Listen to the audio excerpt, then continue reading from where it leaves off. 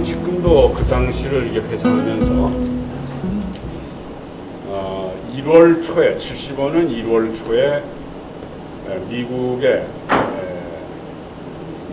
월남 종전을 위한 비밀 협상이 북경에서 벌어졌어요. 그 당시 키신저 미 국무장관, 그 당시엔 백악관 안보 담당 보좌관이었는데 그 사람하고 월맹의 정치국원인 레두토라는 사람이 북경에서 만나서 비밀 협상을 하면서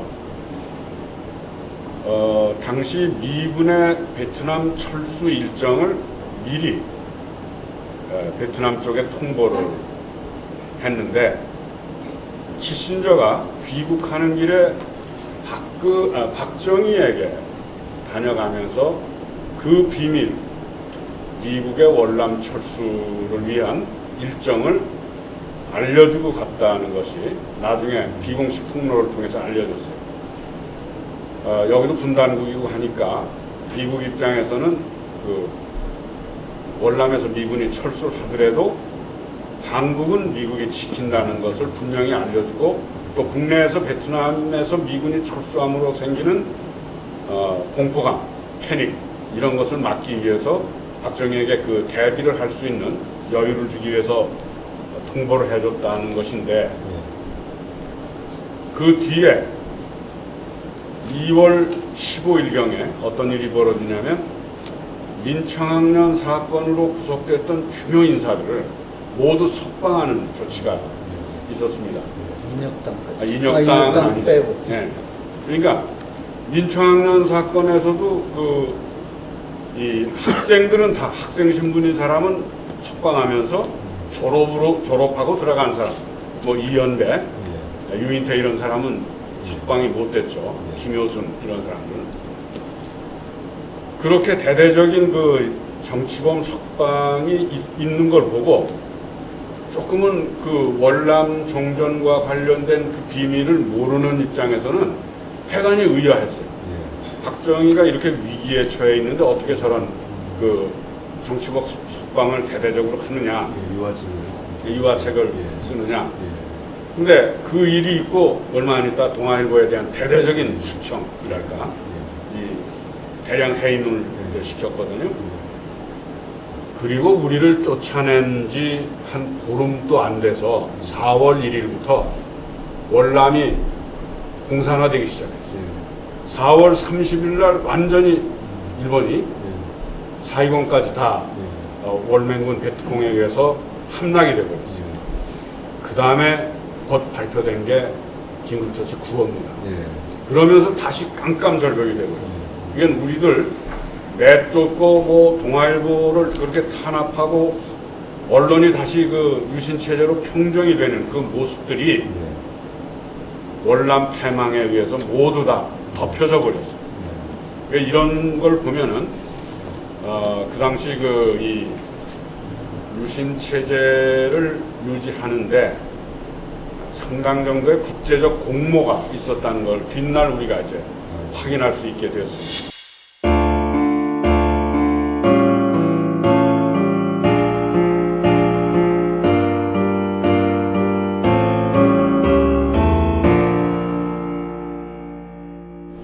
뭐 10월 24일부터 쫓겨나는 때까지는 뭐 장편 소설을 쓸 정도로 여러 가지가 있는데 처음에는 물론 이제 동아일보사나 동아방송 기자들이 시작은 했는데 동아방송 프로듀서 이런 또 그때 아나운서 엔지니어 이런 분들도 일치 단계를 했죠. 당시에 그 정계야와라는 방송 드라마죠. 일종의 라디오 다큐멘터리인데 그게 인기가 아주 좋았어요. 그 재방송을 하면 오히려 더 청취율이 높을 정도인데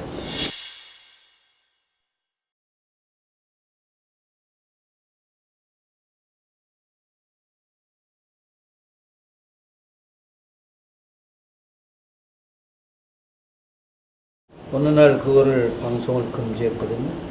그 전부 뭐 편집국 기자, 유수부 기자, 그 동아방송 PD, 뭐 아나운서 다 해가지고 그때는 대단한 싸움을 했죠. 결국 뭐 사장이 또 항복하고 이 김상만이라는 인물이 뭐 원래 그 아버지 인천 김성수라는 동아일보 창업자도 아니죠. 국민주로 시작한 걸 이제 그 가문에서 일종의 사취해가지고 자기 사유물을 만든 건데 전혀 이런 무슨 민주화나 이런 의지도 없고, 근데 그때는 김상만 사장조차도 좀 감격했던 것 같아요.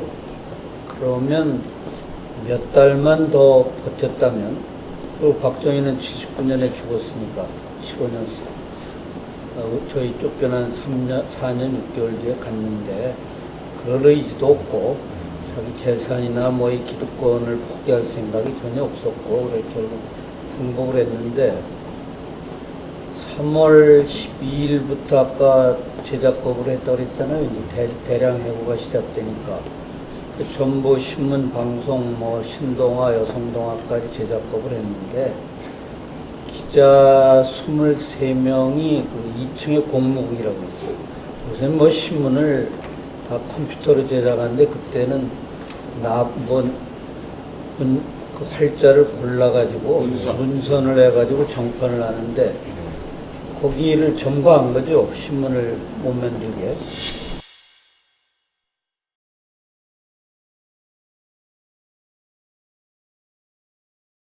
그랬더니 뭐 동아일보가 지금 그 뾰족한 새로 지은 건물 그쪽을 별관이라고 해서 그 뭐 신동아, 여성동아 출판부 있었는데 거기서 제작에 참여하는 사람들 3분의 1은 제작을 거부했고 3분의 1 주로 뭐 국장, 부국장, 차장되고 평기자도 많이 거기 가세를 했는데 그 말하자면 해적신문을 만든 거죠. 뭐 신화일보에 가서 인사하고 그 안에서 이제 진동아라는 타블로이드 신문을 3호까지 이 농성하던 기자들이 만든 게 있는데 일주일은 뭐 참 여러 가지 일이 많은데 특히 단식하던 사람들. 그래서 3월 16일 저녁부터 그 동아일보 선저리에 그 정체불명의 그 괴한들이 한 200여 명이 나타나가지고 해가 지니까 군대에서 쓰는 그 서치라이트 그걸 비치면서 이제 새벽에 뭐 쇠망치도 들고 쇠파이프 뭐 몽둥이 들고 쳐들어오기 시작했는데 그야 뭐 알려지기도 했지만 요새 젊은 세대는 전혀 모르는 일이겠고 그 속수무책인데 그때 제임스 시노트 신부님이라고 그분만이 유일하게 외부 인사로는 거기 있어서 우리는 이제 폭력에 밀려 쫓겨가니까 절대로 자유언론을 지키겠다 양심을 걸고 이걸 지킨다 이런 양심 선언을 시노트 신부님한테 맡기고 결국 편집국에 뭐 막 그 새로 들들 긁고 우리가 그 문을 다 막아놨는데 새 문을 들어와서 결국 쫓겨났고 제일 이제 용감하게 저항한 분들이 그 동아방송의 PD 아나운서 그 엔지니어들이죠. 마지막으로 그 4층에 있었는데 거기까지 그 폭도들이 가서 여자 아나운서들이 막 울면서 계단을 내려오는데 뭐 치마를 더듬기도 하고 또 김학천이라는 PD를 모두 그 무술 유단자 그 폭도들이 막 폭행을 가하기도 하고 그런데 해가 뜨기 전에 다 쫓겨났는데 밖에 당시도 윤보선 전 대통령 부부 뭐 그 동아일보 계시다 쫓겨나신 천관우 선생 이런 분들이 뭐 막 눈물을 흘리고 맞아주시고.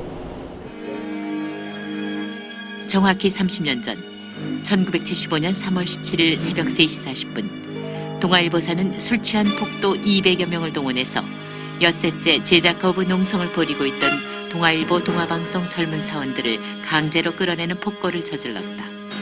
그역 이를 행문병원에 의해 첫 번째로 강제로 끌려나온 24명의 단식 농성 기자들은 2, 3년째 차에 태워져 우석병원으로 옮겨져 응급처치를 받고 있으나 이들 행동병원이 마구 휘두르는 몽둥이에 맞아 안경이 부러지는 등 크게 다쳤습니다.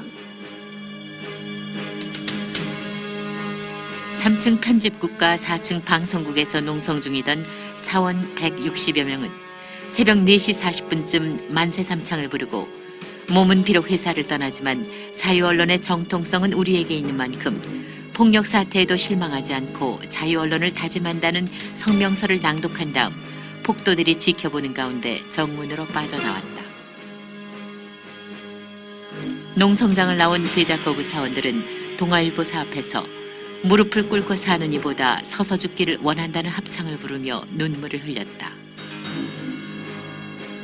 결국 그날 오후에 지금 프레스센터 자리, 그때 신문회관, 거기에서 그때 쫓겨난 사람이 160명인데 동아자유언론수호투쟁위원회를 결성했고 끝까지 남아서 이제 추이를 42명 2년 동안 지킨 분이 113명인데 이제 42년 동안에 26분이 돌아가셨죠.